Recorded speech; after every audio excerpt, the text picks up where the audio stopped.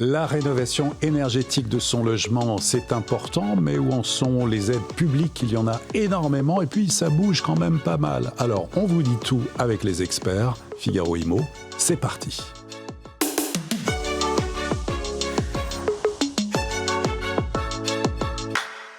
Deux spécialistes, deux experts en plateau qu'on est très heureux de recevoir aujourd'hui et qui vont nous parler de rénovation énergétique. On a besoin d'y voir clair, on a besoin de transparence, on a besoin de confiance. Sylvain Lefebvre, bonjour. Bonjour. Président de Synergiec. Pierre-Marie Perrin, bonjour. Bonjour Olivier. Directeur des affaires publiques d'Elio, spécialiste de la rénovation énergétique. Alors en introduction à tous les deux, j'ai envie de vous demander qu'est-ce que l'on peut faire aujourd'hui en matière de rénovation énergétique et pourquoi, Sylvain? Eh bien, tout d'abord, Olivier, on est poussé par le marché. Aujourd'hui, on ne décide pas de ce qu'on va faire, mais ce sont les propriétaires en copropriété qui ont l'obligation, depuis que le DPE est devenu obligatoire, le monde évidemment a changé. Ça ne nous a pas échappé aux uns aux autres. Ça se traduit par le fait qu'aujourd'hui, un propriétaire il se dit si je veux vendre, si je veux louer, si je suis en G, en F et peut-être demain en E, je ne pourrai plus rien faire et mon bien va se dégrader. Donc finalement, c'est un marché qui est porté par le consommateur final, ce qui est assez nouveau, ce qui n'était pas le cas. On a piétiné pendant 10 ans à se dire il faudra rénover, ça bougeait pas. Aujourd'hui, ça bouge parce que la demande est là. Et l'idée de dégrader de la valeur par l'acquisition ou par la vente d'un bien fait qu'aujourd'hui, tout le monde bouge. Donc ça, c'est plutôt une bonne nouvelle. Quid de la stabilité d'un DPE, on en reparlera forcément tout à l'heure, j'imagine. Mais c'est ce qui porte le marché. Alors après, effectivement, Olivier, il faut organiser ce marché. Il faut donner de la visibilité au consommateur qui se dit « Ok, j'ai envie d'y aller. Je suis dans ma copropriété. On est assez d'accord avec le conseil syndical pour y aller. J'appuie sur quel bouton, à quel moment pour être sûr d'avancer ?» sur une temporalité, il faut le rappeler, qui est quand même un peu longue, puisqu'on est sur une réno au moins sur 2 ans, voire 3 ans, quand on parle d'un immeuble. Très bien.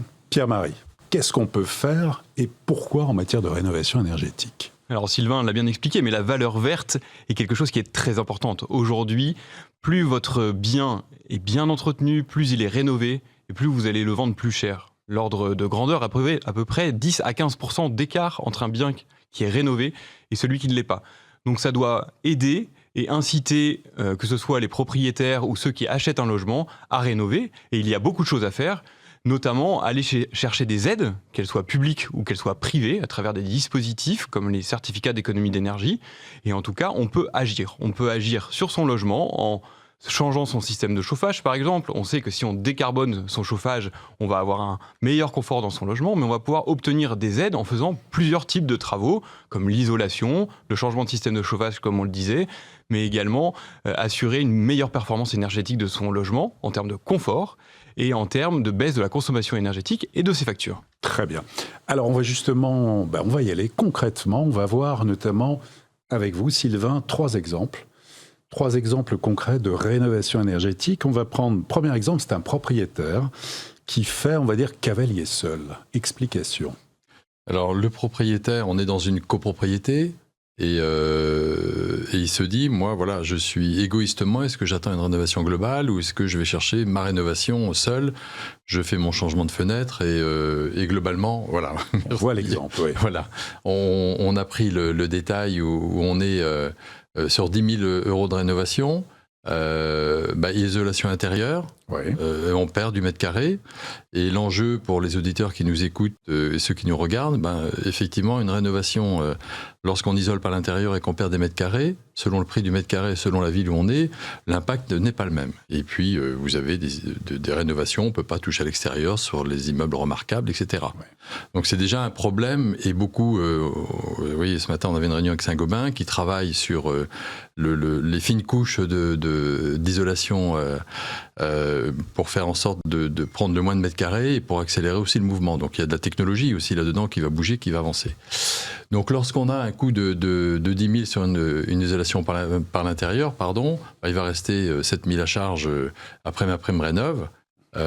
Et on est, alors j'ai plus le détail en tête de ce cas-là, mais l'année suivante, la copropriété, on avait mis l'ancienne isolation par l'extérieur. Il y en a pour 103 000 pour la façade. Il reste à charge 5 700 par logement. On rappelle qu'il y a les côtés PTZ qui coûtent 47 € par mois sur un remboursement sur 20 ans. Oui. Finalement, ce qu'il faut dire aux auditeurs, c'est que lorsque on atomise le coût, lorsqu'on parle d'un coût facial et qu'on dit 103 000, ça peut sembler énorme. Lorsqu'on le met à l'échelle d'un copropriétaire et qu'on regarde l'ensemble des aides, ce qu'a bien rappelé Pierre-Marie tout à l'heure, avec les aides de l'ANA, avec les C2E, finalement, le reste à charge, il est faible.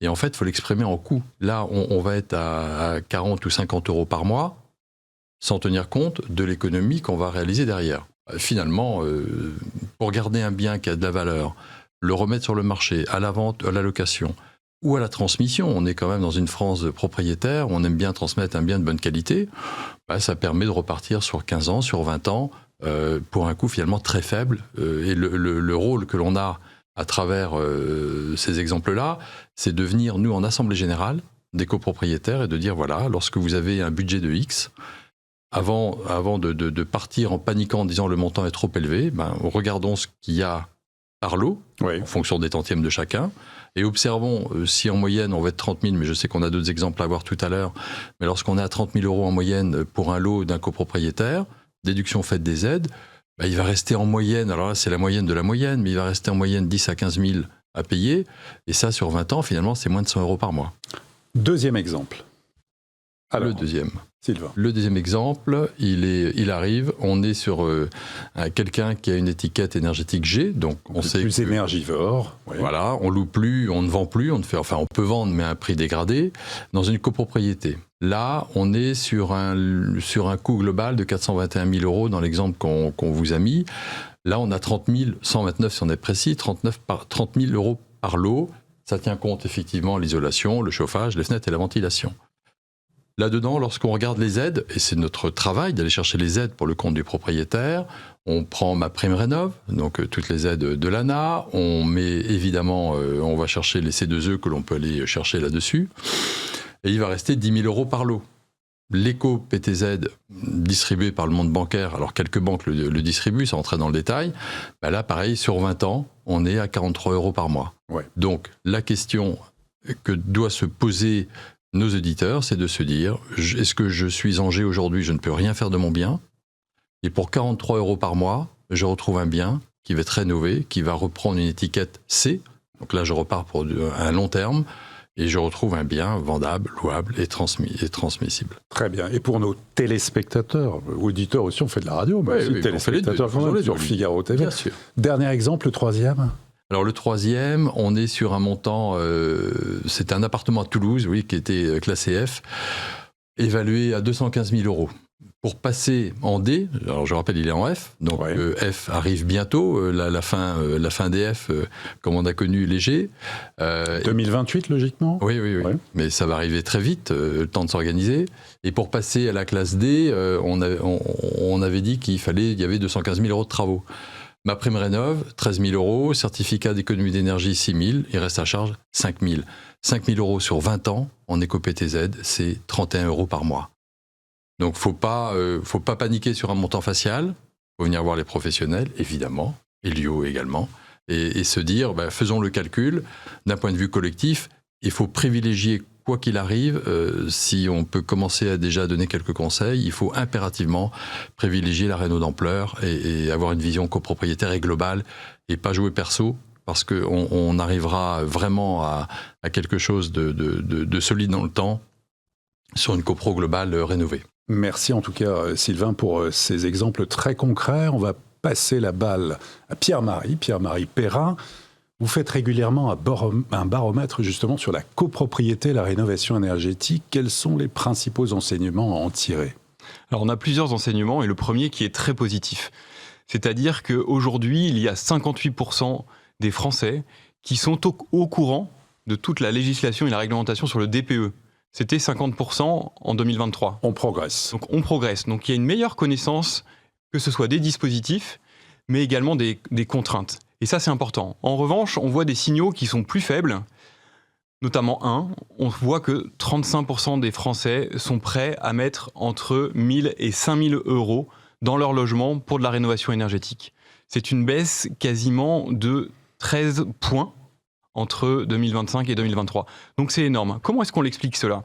On l'explique parce que plusieurs règles deviennent instables et le sont de plus en plus depuis 6 mois. Donc, c'est-à-dire qu'il y a eu des stop and go réglementaires. Donc on est perdu. Et donc aujourd'hui, 48% des Français jugent instables les règles, ce qui est en augmentation par rapport à 2023. Mais on se rend compte que 77% des Français également considèrent que ces règles qui sont strictes vont accentuer les problématiques en termes de logement des Français. Donc il y a un lien entre réglementation et crise du logement. Donc pour ça, il va falloir que l'on puisse assouplir, ou en tout cas donner des signaux positifs afin d'accompagner les ménages dans leur rénovation énergétique. Comment est-ce qu'on fait ? On peut le faire notamment en les accompagnant sur les aides, donc en préfinançant les aides, donc en allant voir des acteurs qui vous disent écoutez, vous avez 50 000 euros d'aides qui vont pouvoir être disponibles par l'État notamment ou par le dispositif des certificats d'économie d'énergie. Et nous, on va vous avancer les aides. On va vous permettre de faire baisser votre devis de travaux et donc d'engager plus facilement ces travaux de rénovation énergétique. Donc il y a des choses qui sont positives que l'on peut mettre en place. Et aujourd'hui, on se rend compte que c'est plus difficile, mais on commence à y arriver. On peut tous les deux cumuler en fait des aides publiques, locales, régionales, des collectivités. Il y en a beaucoup qui s'impliquent. Est-ce que vous avez des exemples concrets, Sylvain ? Vous avez des métropoles qui bougent. Si vous êtes à Annecy, par exemple, vous avez des aides particulières de la ville d'Annecy. Si vous êtes en métropole du Grand Lyon, vous avez d'autres types d'aides. Donc le particulier n'a pas forcément l'info. Ça fait partie de notre job d'aller centraliser l'ensemble de ces aides, de ces dispositifs. Il ne faut pas avoir peur. On rencontre encore des particuliers aujourd'hui qui nous disent finalement, j'entends parler d'éco-délinquance, on mélange tout évidemment, mais j'entends parler de la rénovation du particulier, de la réno à 1 euro, etc. Là, on est dans la copropriété, c'est pas le même sujet. Et les villes ont envie de massifier cette rénovation. Donc oui, il y a des aides publiques, on l'a rappelé, au niveau national, via l'ANA. Les C2E sont là avec une puissance quand même de feu. Alors on sait qu'aujourd'hui, il y a beaucoup de discussions autour des C2E, mais ils jouent vraiment un rôle extrêmement actif et ils contribuent. Et puis le tiers financement est là, sous toutes ses formes. Vous avez des régions qui fabriquent leurs propres produits. Je pense à la métropole, par exemple, de Montpellier, où ils ont fabriqué leurs propres produits, où ils avaient dû allouer, il y a 2 ans, 50 ou 60 millions d'euros. C'est pas rien, c'est toujours ça, et pour aider à la rénovation. Donc oui, bien sûr, on s'est tout mélangé. Pierre-Marie, d'autres exemples d'aides justement localement? J'ai effectivement plusieurs exemples, et on se rend compte que de temps en temps, l'aide de la collectivité territoriale vient faire la différence pour le particulier. Il y a par exemple la communauté urbaine du Grand Reims qui donne aux propriétaires jusqu'à 4 000 euros pour financer et aider à payer le reste à charge de la rénovation énergétique. Mais j'ai en exemple le département de la Drôme qui accorde 4 000 euros aux personnes lorsqu'ils arrivent en étiquette B. D'accord. Mais également, pas très loin d'ici, dans le département des Hauts-de-Seine, le département peut accorder une aide jusqu'à 5 200 euros si le propriétaire bailleur réalise un saut de classe de 2 étiquettes. Donc ça permet souvent de faire la différence et il ne faut pas hésiter à aller voir son maire, les services de la mairie ou de l'agglo pour demander de l'aide. Donc ça peut être une aide financière, mais pas que. Il y a également des aides en termes d'ingénierie et d'ingénierie technique et d'accompagnement, parce qu'on sait que les personnes les plus fragiles sont celles qui obtiennent le moins ces aides à la rénovation énergétique. Et donc, il y a une vraie mission de service public de la collectivité, en plus de la seule finance et de la seule aide financière. On a besoin d'être accompagné et c'est ça qui est le plus compliqué. Si on veut accélérer et massifier la rénovation énergétique, il faut des acteurs qui ont pignon sur rue, des acteurs institutionnels et des acteurs qui sont capables d'accompagner de A à Z, de la détection des ménages jusqu'à l'accompagnement dans la recherche des aides, mais également dans la prise en main du logement. Parce qu'on sait également que lorsque l'on prend en main un logement, lorsqu'on a été habitué à des conditions plus difficiles dans son logement, on a tendance à augmenter notamment sa température lors de froid en hiver. Et il y a toute une formation, une pédagogie à faire pour bien se saisir des nouveaux équipements de son logement. Et puis un mot quand même, il y a aussi le soutien, les aides des banques, de certaines banques, pour accompagner justement les ménages qui vont acquérir justement des biens qui nécessitent des travaux de rénovation énergétique. Ça, c'est quelque chose que vous voyez de plus en plus, Sylvain ? Oui, alors pour plusieurs raisons. Les banques ont d'abord besoin de verdir leurs encours. Donc, alors on ne sait pas encore très bien ce que ça veut dire, mais en tout cas, contribuer. Aujourd'hui, il n'y a pas une banque qui va prêter dans le cadre d'une acquisition dès l'instant que, en fonction de l'étiquette du DPE, il n'y a pas des travaux de prévus et prévus en budget, en financement.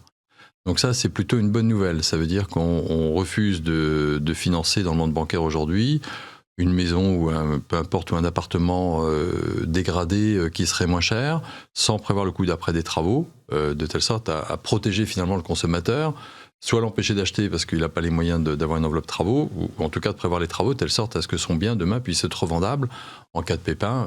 C'est aussi, ça fait partie des risques. Donc on a toutes les banques aujourd'hui prêtent de plus en plus.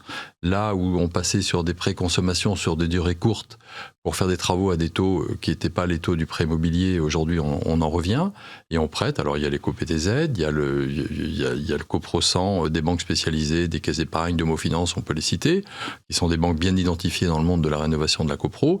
Et puis d'autres s'ouvrent. Le monde bancaire se rend compte de l'intérêt d'aller financer les copropriétaires. Pour plusieurs raisons, parce que finalement les taux d'intérêt permettent de dégager une marge et du PNB. Le risque est atomisé finalement par copropriétaire à 15 ou 20 000 et pas à 200 ou 300 000 le prix du lot. Donc ça soulage, effectivement, ça répartit bien le risque. Et puis ça contribue, c'est un mouvement de fond aujourd'hui.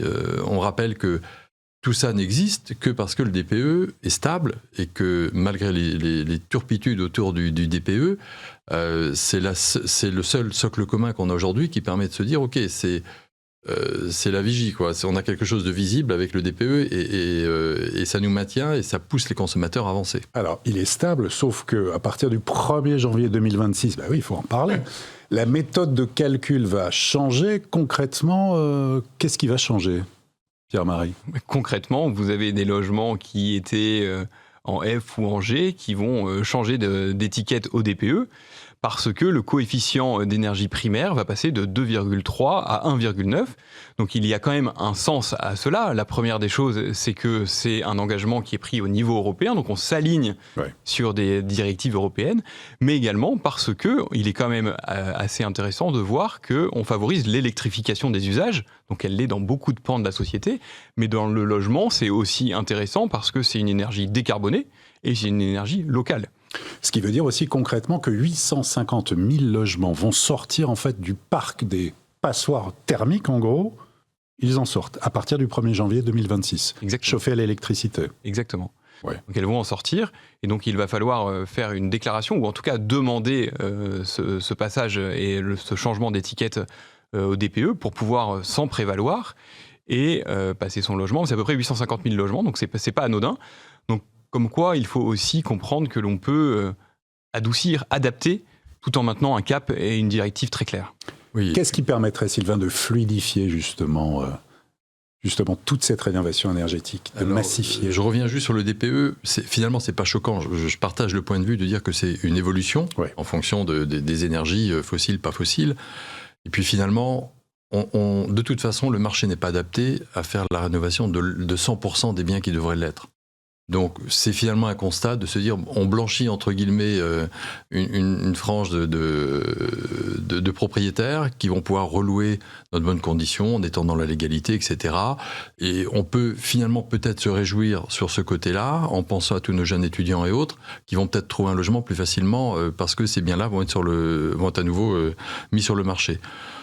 Donc ça, finalement, c'est pas plus choquant que ça, c'est l'adaptation et je partage ce point de vue. Mais est-ce qu'il faut maintenir le calendrier, notamment d'interdire la location pour les F en 2028 ? Pour vous, est-ce que déjà c'est tenable ou pas ? Est-ce qu'il faut revoir le calendrier ? Moi, je pense qu'il ne faut pas le revoir. On a des objectifs qui sont extrêmement clairs. En revanche, on peut assouplir. Et Sylvain parlait de la copropriété. Aujourd'hui, on a une proposition extrêmement claire qu'on a formulée à l'ancienne ministre. On en a fait 6 à la suite d'un colloque à l'Assemblée nationale. Et notamment Valérie Létard. Et notamment le fait de prendre en considération le DPE dit collectif au détriment du DPE individuel, notamment parce que les travaux collectifs sont souvent bien plus performants que de faire seulement la rénovation énergétique de son propre logement en copropriété, et donc du coup de pouvoir se baser sur ce DPE collectif qui souvent, lorsqu'on engage des travaux, lorsqu'on commence à faire un projet de plan pluriannuel de travaux, on s'engage dans un projet à long terme, et dès qu'on commence à initier ce projet-là, et ben ça permet de dire qu'on va dans le bon sens et qu'on met une pierre, un jalon, où on s'engage à réaliser des travaux d'efficacité énergétique. Donc on peut maintenir tout en assouplissant et tout en étant en bonne intelligence, parce que l'on sait que la problématique, c'est quand même loger les gens, et il y a énormément de gens qui attendent des logements sociaux, et donc aujourd'hui on ne peut plus faire... on ne peut plus ne pas travailler sur ces sujets-là. Il faut avoir conscience des réalités du terrain. Oui, Sylvain ? Oui, pour compléter, c'est tout à fait dans le même sens. Oui, il faut maintenir le cap. Ouais. Le DPE a son crédit aujourd'hui. Alors, il a été malmené, modifié, peut-être adapté, mais en tout cas, il est là et c'est notre socle commun. Les Français l'ont intégré. Donc, si on commence à changer les règles à nouveau, je pense qu'il faudra les adapter dans le temps, peut-être revoir le coefficient d'énergie, peut-être, ou pas, on verra. En attendant, les entreprises s'organisent, les ménages en ont bien conscience, les projets de l'ensemble des immeubles et des copropriétés qu'on reçoit sont de plus en plus nombreux, donc tout le monde a bien compris tout le monde commence à être en ordre de marche. C'est une filière qui n'est pas neutre. On rappelle que la rénovation énergétique dépend aussi du bâtiment. Ça dépend du bâtiment. Quand le bâtiment va, tout va, ce qui n'est pas le cas malheureusement aujourd'hui. Mais en fait, c'est une filière économique à part entière. C'est plus un dégât collatéral du bâtiment. C'est vraiment une filière entière. Il y a beaucoup d'emplois à la clé. Il y a beaucoup d'entreprises. Et il y a quand même beaucoup d'entreprises sérieuses. Et on commence à s'organiser, je trouve, dans ce qu'on appelle l'ensemblier, où en fait, ce qu'on veut, pour simplifier, parce que la vraie question, elle est là, l'histoire, c'est toujours la même. Un copropriétaire parle à un autre copropriétaire, et puis ils sont sur le même étage, et puis finalement, ils descendent voir leur patron du conseil syndical en disant « Bon, faudrait peut-être cette fois y aller ». Bon, d'accord, le patron du conseil syndical, il fait quoi ? Il va aller voir le syndic. Est-ce qu'on y va ? Écoutez, on fait une AG, puis on en parle. Et puis on va faire donc les plans pluriannuels de travaux, tous les audits nécessaires, les DTG, etc. Et puis de là, on va déterminer un montant estimé. Et puis après, il va y avoir des entreprises qui vont venir chiffrer et qui vont se dire « Ok, il faut y aller. » Et il y en a pour 4 millions. Et là, notre rôle à nous, c'est de venir expliquer, en atomisant ça au rôle, au tantième de chaque copropriétaire. Et on l'a vu tout à l'heure, on est en moyenne sur 30 000 euros par lot, de dire, raisonnez pas 4 millions, sinon on fera rien, mais raisonnez à l'échelle d'un individu, c'est 30 000, ça va vous coûter, ce qu'on a vu tout à l'heure dans l'exemple, 70 euros par mois. Et c'est ça la finalité. Donc c'est de la stabilité, de l'explication, et d'être capable de travailler avec les personnes qui vont faire les plans pluriannuels de travaux, l'architecte, le maître d'œuvre, le contracteur général qui va être au milieu, qui va aller chercher des entreprises sérieuses et fiables, et puis nous prévoir le financement, puis prévoir les avances également. Ce qu'a rappelé Pierre-Marie, c'est que sans avance de tout ça, on va avoir des chantiers, et nous on en a déjà rencontré quelques-uns, où les chantiers sont plantés, et ça va parler aux spectateurs cette fois, de se dire, on voit des immeubles où les échafaudages sont là depuis un an, il ne se passe plus rien parce que les entreprises ne sont pas payées. Donc il faut préfinancer, financer et garantir tout ça. Et rénover, c'est donner de la valeur à son logement. C'est important aussi d'avoir confiance en l'avenir, Pierre-Marie. Alors c'est très important, et je rajouterais même qu'il faut parler d'innovation. Et si on n'innove pas dans ces métiers-là, on va rester à l'endroit où on en est aujourd'hui. Et il y a des nouveaux modèles que l'on peut adapter et adopter, et notamment, vous parliez d'ensemblier tout à l'heure, mais on pourrait également prévoir des acteurs qui préfinancent et qui se rémunèrent sur les économies d'énergie réalisées post-travaux. Donc c'est-à-dire que les nouveaux loyers qui seraient payés post-travaux iraient au remboursement des travaux déjà effectués. Donc pour le propriétaire ou pour le locataire, ça aurait une incidence minime. Au lieu de payer l'investissement en amont, vous le payez sur les économies d'énergie que vous avez réalisées après vos travaux. Et aujourd'hui, pourquoi est-ce que la rénovation énergétique est critiquée, notamment chez le particulier ? Parce qu'on manque d'outils de mesure et de contrôle pour savoir si l'opération qui a donné des travaux et qui a surtout nécessité des aides a accompli et est allé jusqu'à une véritable économie d'énergie et un gain financier. Aujourd'hui, c'est ça.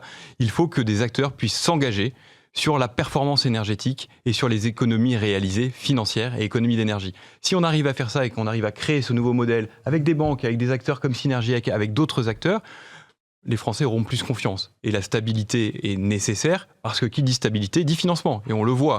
La dette, elle augmente aujourd'hui et les taux d'emprunt augmentent parce qu'on n'a pas de stabilité politique, réglementaire. Et tout le monde souffre de ces contraintes. Et on a hâte qu'on ait des vraies décisions à 5, 10, 15 ans.